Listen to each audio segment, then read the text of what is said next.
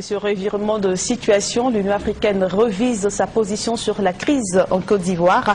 L'UA se désolidarise des actions des diplomates de l'Occident susceptibles d'aggraver la crise.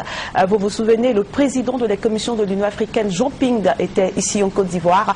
Et cette décision a certainement un lien avec cette visite. Jean Ping veut une solution de paix.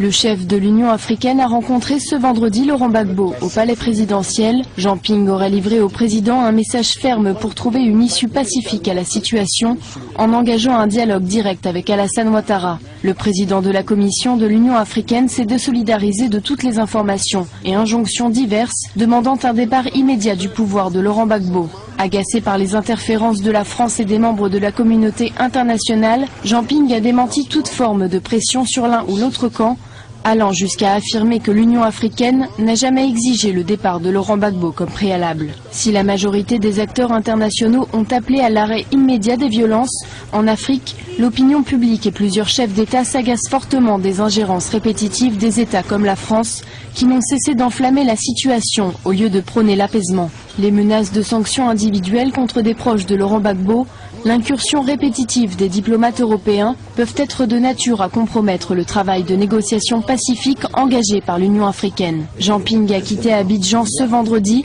en laissant aux parties le soin d'examiner les propositions de sortie de crise de l'Union africaine et se disant disponible pour un retour dans la capitale ivoirienne à tout instant pour organiser une rencontre officielle entre Alassane Ouattara et Laurent Gbagbo.